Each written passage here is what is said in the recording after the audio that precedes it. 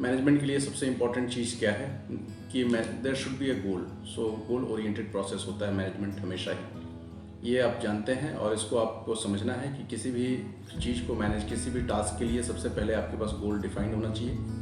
हम लोगों ने इसकी चर्चा जूम मीटिंग में की है कि गोल डिफाइन करना ही सबसे बड़ी चुनौती होती है किसी भी ऑर्गेनाइजेशन के लिए। तो आप गोल कैसे डिफाइन करेंगे? गोल डिफाइन करना इतना आसान नहीं है। Goal setting for the organisation is a very crucial process, और यहाँ पे बहुत ज़्यादा टॉप मैनेजमेंट को बहुत ज़्यादा क्लैरिटी रखनी चाहिए, तभी आप प्रॉपर तरीके से गोल सेट कर सकते हैं। सो 2-3 बातें जो मैं जल्द से जल्द आपको बताना चाहूँगा गोल सेटिंग के लिए, वो ये है कि गोल शुड बी रियलिस्टिक। तो goal set usually top level से भी होते हैं और मिडिल लेवल के मैनेजर्स भी गोल सेट किया करते हैं, गोल सेटिंग करते हैं अपने जूनियर्स के लिए। दोनों ही केसेस में the goal should be realistic, the goal should be achievable for the team members, it should be clear. अच्छा, रियलिस्टिक और अचीवेबल दोनों बातें एक दूसरे से जुड़ी हुई ही हैं, तो इन दोनों को आपको समझना है कि अगले एक क्वार्टर का अगर गोल फिक्स किया जा रहा है, सेल्स टारगेट फिक्स किए जा रहे हैं, मार्केटिंग के प्लान्स बनाए जा रहे हैं, तो कितना टेरिटरी मार्केटिंग में कवर होगा, कितना रीजन कवर होगा, कौन कौन सी एक्टिविटीज़ की जाएंगी, उसके लिए कितने लोग ऑर्गेनाइजेशन में ऑलरेडी हैं, कितने लोग आउटसोर्स किए जाएंगे। All this things need to be plan in a proper way.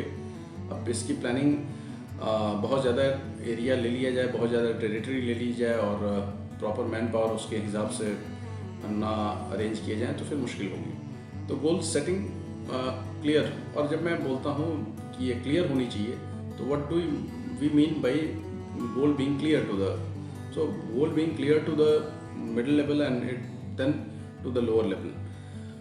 It means that it should be very very focused, very clear. The communication should be very clear to the point, so that everybody in the organization is able to understand कि organization के goals क्या हैं।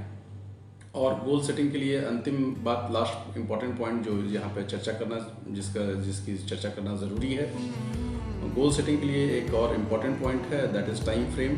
जो भी time frame लिया जाए गोल को achieve करने के लिए, that has to be realistic, that has to be based on experiences, past experiences, and that has to be clear in the minds of all the level of management. I mean to say top level, middle level and lower level all should agree to the time frame that is set, and this is all about goal setting. Now let us move to the next point. See, management is pervasive. We all know the meaning of the term pervasive.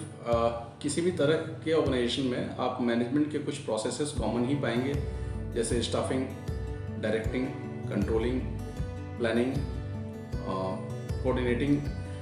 अब ये सब चीज़ें management की जो processes हैं, ये किसी भी तरह का ऑर्गेनाइजेशन हो, चाहे वो हॉस्पिटल हो, स्कूल हो, प्रोडक्शन की कोई फैक्ट्री हो, या फिर कोई बैंक हो, इंश्योरेंस कंपनी हो, जनरल इंश्योरेंस की कंपनी हो, किसी भी प्रकार की कंपनी हो, कोई डेयरी इंडस्ट्री हो, एग्रो प्रोडक्ट्स बनाने वाली कंपनी हो, एफएमसीजी की कोई कंपनी हो, किसी भी लेवल में किसी भी मैनेजमेंट में प्रोसेसेस कुछ ना कुछ ऐसी ज़रूर आपको मिलेंगी जो सभी इंडस्ट्रीज़ में there are common processes in the management, and these common processes make the management pervasive. तो चाहे वो कोई भी इंडस्ट्री हो, कुछ प्रिंसिपल्स हैं, कुछ प्रोसेसेस हैं जो आपको हमेशा हर एक इंडस्ट्री में एक समान ही दिखाई पड़ेंगे। There are common processes, common principles, common practices, common experiences, common results, common analysis, common you can say everything is common. So these common processes make the management pervasive. So meaning thereby irrespective of the organization, irrespective of the sector, and irrespective of the type of work that an organization does, there are common processes in management, and this is why management is pervasive. And we will see this in questions of the chapter of this chapter. Multidimensional management is multidimensional, and multidimensional means management is all about managing. Means broadly we can classify it into 3 categories: management of work, management of people, and management of processes. So these 3 are the broad categories under which ये 3 categories ऐसी हैं जिसमें कि management को divide किया जाता है: लोगों का मैनेजमेंट, काम का मैनेजमेंट, और प्रोसेसेस का मैनेजमेंट। तो ये 3 मैनेजमेंट के एरियाज़ होते हैं, और इस वजह से जो मैनेजमेंट है ये एक मल्टी डायमेंशनल प्रोसेस है। This is why management is multi dimensional. Management is a continuous process. Management हमेशा कंटिन्यूअस होता है। Management it is not that कि आज आपने मैनेजमेंट किया कल आपको नहीं करना, फिर एक हफ्ते के बाद करना है। It is not like that. Management चाहे किसी भी लेवल पे हो, किसी भी ऑर्गेनाइजेशन में हो, it is a continuous process. It goes on and on. ये ऑर्गेनाइजेशन अगर मैनेजमेंट का प्रोसेस रुका तो ऑर्गेनाइजेशन भी रुक सकता है। सो मैनेजमेंट इज़ कंटिन्यूअस और इसको हमेशा चलते रहना चाहिए। Management is a dynamic function. तो एक जैसे कहा जाता है अकॉर्डिंग टू द सिचुएशन आपको डिसीजंस लेने होते हैं। Any organisation needs to take decisions. Any organization need to change itself according to the situations, according to the market conditions, the state, the area in which the organization is operating, the product which is being produced by the organization, the services which are being rendered by the organization. So depending upon the conditions of the market and the conditions where the organization is operating, the management has to continuously stay dynamic. जैसे कि example के तौर पे हम ये समझ सकते हैं कि अभी ऑर्गेनाइजेशंस जो हैंड सैनिटाइजर्स बना रही थी, अचानक से मार्केट में डिमांड बढ़ी कोविड-19 के वजह से, और फिर ऑर्गेनाइजेशंस ने ये डिसीजन लिया होगा कि हमें हैंड सैनिटाइजर्स और ज़्यादा बनानी चाहिए। और इस तरह के सैनिटाइजर्स बनाने वाली और भी कंपनीज जो मास्क बना रही थी, उन्होंने अपना प्रोडक्शन बढ़ाया होगा, और इस तरीके से उन्होंने ये देखा होगा कि अभी मार्केट की जो डिमांड है उसको किस तरीके से फुलफ़िल की जाए। तो इस तरीके से ये कहा जा सकता है कि मैनेजमेंट को डायनेमिक होना चाहिए। मैनेजमेंट अपने आप में एक डायनेमिक फंक्शन है, ये समझने वाली बात है। और ये डायनेमिक इसलिए है क्योंकि हम लोग मैनेजमेंट में लोगों के साथ काम करते हैं और स्थितियाँ देश की, समाज की हमेशा बदलती रहती हैं, और मार्केट की।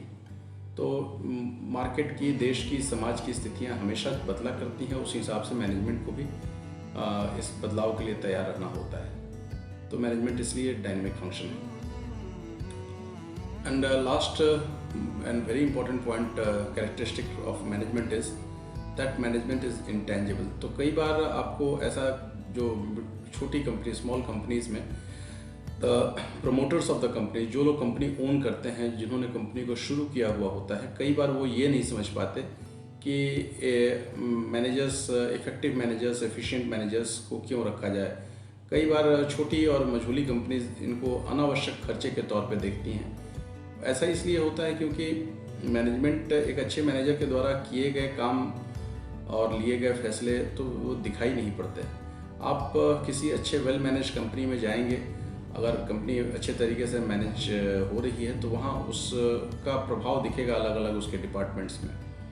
लेकिन ये बता पाना कि मैनेजर ने क्या एग्जैक्टली किया है, तो ये इसको विजिबली आप इफ़ेक्ट के तौर पे देख सकते हैं। यू कैन रियलाइज इट, आप इसको महसूस कर सकते हैं, बट इसको देख नहीं सकते। इट इज़ नॉट फिजिकल कि आप इसको देख पाएँ और देख के फिर समझ पाएँ कि मैनेजमेंट अच्छा हो रहा है तो कैसे अच्छा हो रहा है, और अच्छा नहीं हो रहा है तो कई बार it's so happens that organisations थोड़े से रेजिस्टेंट होती हैं और थोड़ा समझने में छोटी कंपनीज के प्रमोटर्स को परेशानी होती है। फिर बाद में आपको ये समझ में आता है कि नहीं, ये मैनेजमेंट में अच्छे मैनेजर्स में इन्वेस्टमेंट करना एक अच्छी चीज़ है। और अगर आप अच्छे मैनेजर्स, आपके कंपनी में मैनेजर्स अच्छे हों तो बहुत फ़र्क पड़ सकता है आपकी एफिशिएंसी में भी और इफ़ेक्टिवनेस में भी। और इसी तरह की ऑर्गेनाइजेशन को वेल मैनेज्ड ऑर्गेनाइजेशन कहा जा सकता है।